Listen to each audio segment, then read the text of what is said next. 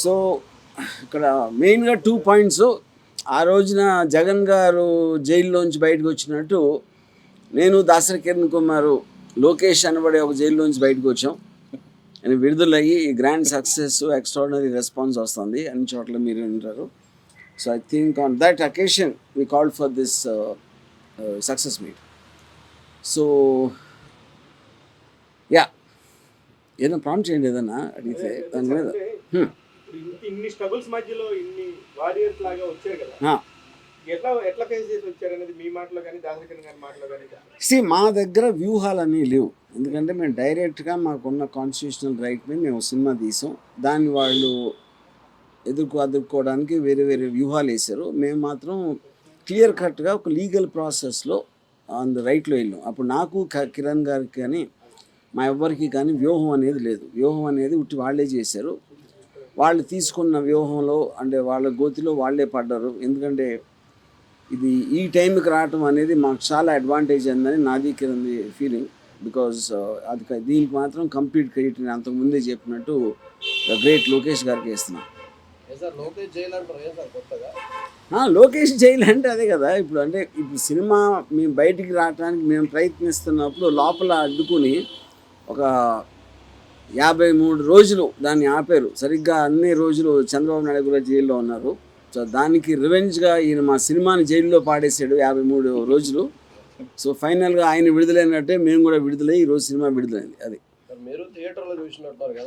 Yes అంటే చాలా అంటే ఇప్పుడు ఒక పొలిటికల్ ఆస్పెక్ట్లో ఎక్కడో అక్కడ కొంచెం తెలిసిన కాదే కదా, దాన్ని మీడియా అంతా తెలుసు, ఎప్పటి నుంచో దాన్ని ప్రసారిస్తుంది.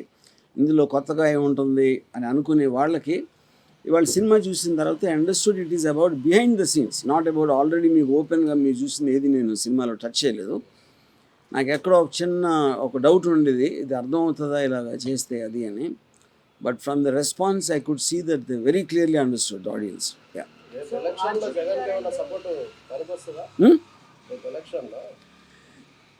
ఇప్పుడు ఎలక్షన్లో అనేది ఈ సినిమాలో మీరు ఇప్పుడు వాళ్ళ పబ్లిక్ రివ్యూస్లో చూసినా ఏది చూసినా సరే చాలా క్లియర్ కట్గా they are getting affected with the film. చాలా మట్టుకు 90% ఆఫ్ ద పీపుల్ నిజాలు ఉన్నదన్నట్టు చూపించారు, నాకు తెలియని అన్నీ చెప్పారు. అంటే they took it for granted. అదే నా ఉద్దేశం కూడా. నేను ఎప్పుడు చెప్పేది నిజం అనేది నమ్మబుల్గా ఉండదు. నమ్మబుల్గా ఎప్పుడు ఉంటుంది చూసినప్పుడు ఆ రేషనాలిటీ మీకు తెలిసిన దానికి కనెక్ట్ అయిందా లేదా అనేది చూస్తారు.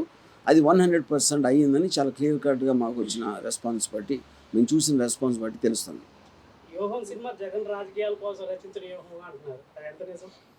ఇప్పుడు నేను ఇప్పుడే చెప్పాను కదా, ఇప్పుడు ఇదేమీ నాకు కొత్తగా తెలియదు. నాకు కొత్తగా తెలిసింది మీరు చూపిస్తే మీరు నమ్మాలని లేదు.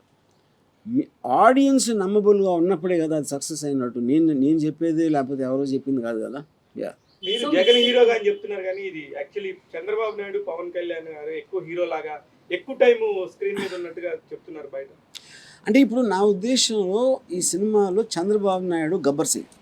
ఇప్పుడు షోలేలో హీరో అమితాబ్ బచ్చన్ అవ్వచ్చు, ధర్మేంద్ర అవ్వచ్చు, కానీ ఎక్కువగా అట్రాక్షన్ వచ్చింది ఆ సినిమాకి గబ్బర్ సింగ్ వల్ల. సో ఇప్పుడు ఒక కంపారిజన్లో జగన్ గారు ఏంటి, సిబిఎన్ గారు ఏంటి, ఒక వ్యక్తులుగా వాళ్ళ క్యారెక్టర్స్ అనేది చూపించడానికి సినిమా తీసింది. సో అది వాళ్ళకున్న పబ్లిక్ డొమైన్ నాలెడ్జ్, వాళ్ళకున్న పర్సనల్ ఎక్స్పీరియన్స్ తోటి ఇది 100% ఇదే కరెక్ట్ వీళ్ళ క్యారెక్టర్స్ అని అంటున్నారు. అది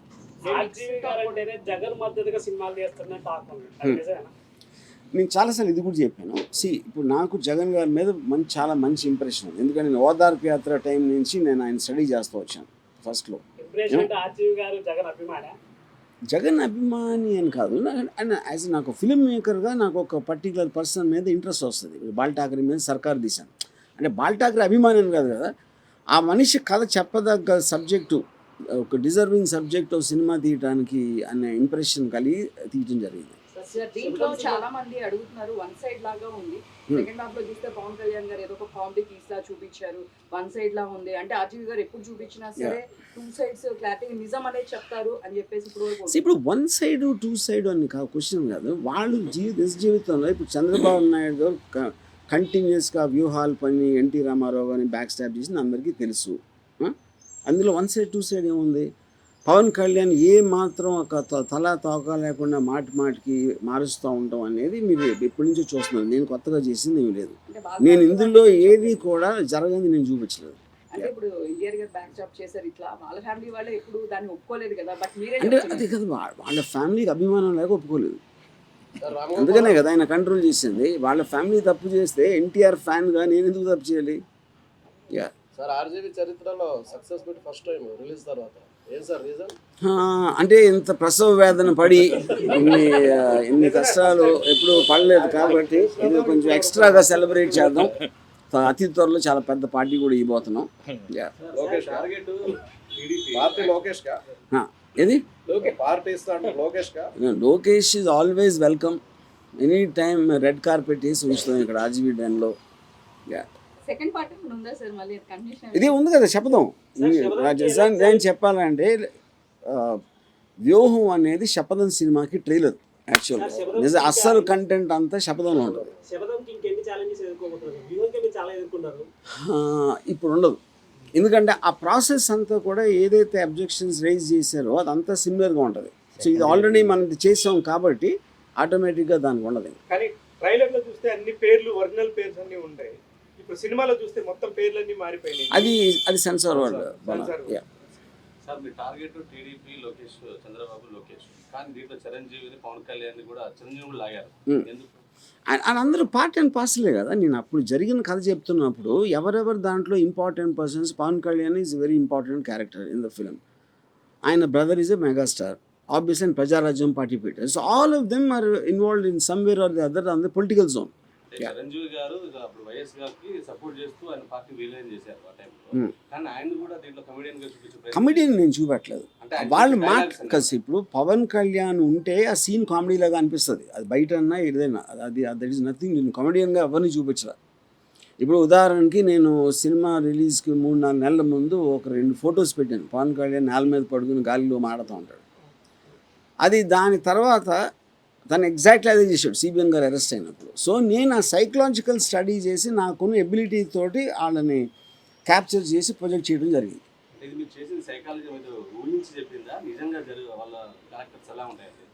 అది ఇప్పుడు డాట్స్ కనెక్షన్ అంటే దేంట్లో అయినా సరే. ఇప్పుడు నేను నాకు కొంతమంది వాళ్ళతో బాగా క్లోజ్గా మూవ్ అయ్యేవాళ్ళు కొంతమంది తెలుసు.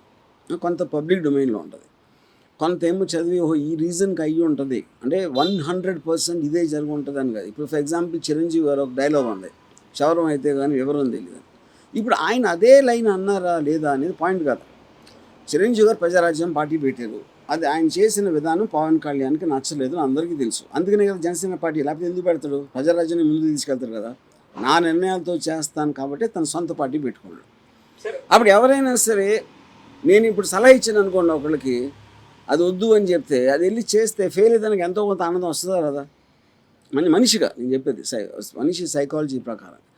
అప్పుడు చిరంజీవి గారు డెఫినెట్గా అది ఫీల్ అయి ఉంటారు 100%. ఆయన అదే లైన్ అనకపోవచ్చు, కానీ ఆ థాట్ ప్రాసెస్ అనేది అలా అనుకుని ఉంటారు అనేది అందరికీ తెలిసిన విషయమే. యా ఆర్జీవి గారికి ఇంత ఎన్నేళ్ల కెరియర్లో యుఎస్ నుంచి ఒక మంచి రిపోర్ట్ రావడం చాలా రేర్గా జరిగింది. ఈ సినిమాకి జరిగింది. ఇది దేని మ్యాజిక్ అంటారు? ఇప్పుడు సినిమా అనేది ఎప్పుడైనా ఒక యాక్టర్కి క్యారెక్టర్ బట్టి అతను లెగుస్తాడు. సినిమా అనేది సబ్జెక్ట్ కంటెంట్ బట్టి. ఇదంతా దాని క్రెడిట్. అంటే దాని క్రెడిట్ అంటే దాని ఉద్దేశం జగన్మోహన్ రెడ్డి క్రెడిట్. ఎందుకంటే జగన్మోహన్ రెడ్డి అనే వ్యక్తి లేకపోతే ఆ కంటెంట్ నాకు దొరకదు కదా. అలాగే సిబిఎన్ కూడా, అలాగే పవన్ కళ్యాణ్ కూడా. సో నా సినిమా అంకితం ఇచ్చేది ఆ ముగ్గురికి నేను.